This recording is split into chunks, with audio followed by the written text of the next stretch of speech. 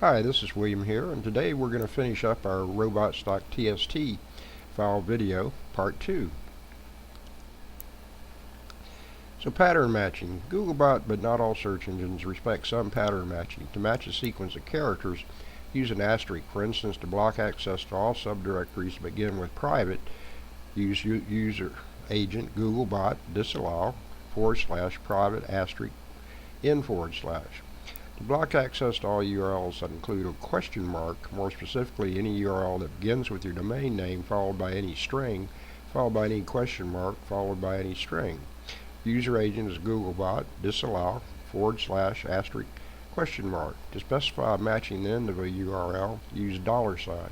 For instance, to block any URL that ends with .xls, user agent is Googlebot disallow / $.xls $.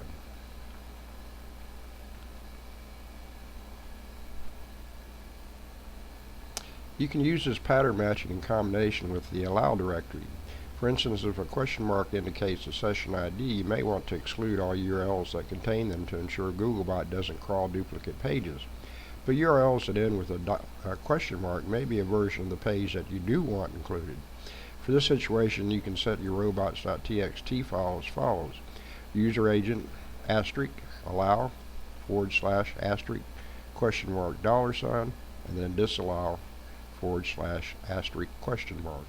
The disallow directive will block any URL that includes a question mark. More specifically, it will block any URL that begins with your domain name, followed by any string, followed by a question mark, followed by any string. The allow directive will allow any URL that ends in a question mark. More specifically, it will allow any URL that begins with your domain name, followed by a string, followed by a question mark, with no characters after the question mark.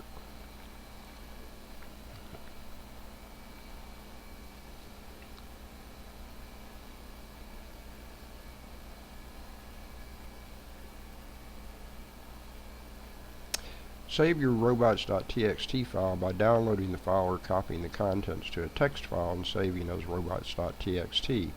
And save the file to the highest level directory of your site. The Robots.TXT file must reside in the root of the domain and must be named Robots.TXT. A Robot.TXT file located in a subdirectory that isn't valid as bots only check for this file in the root of the domain. So for instance, the example.com / Robots.TXT is a valid location, but example.com my site / Robots.TXT is not. Test a Robots.TXT file. The Test Robots.TXT tool will show you if your Robots.TXT file is accidentally blocking Googlebot from a file or directory on your site, or if it's permitting Googlebot to crawl files that should not appear on the web.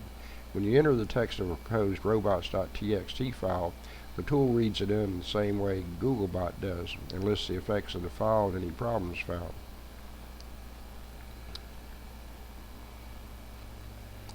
And then test the site's Robot.TXT file. First off, on the Webmaster Tools home page, click the site you want.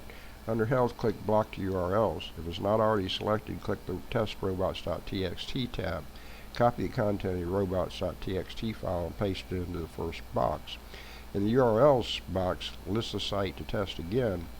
Any changes you make in this tool will not be saved. To save any changes, you'll need to copy the contents and paste them into your Robots.TXT file.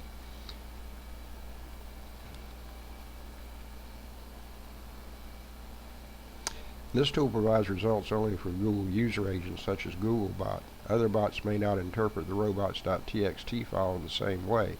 For instance, Googlebot supports an extended definition of the standard Robots.TXT protocol.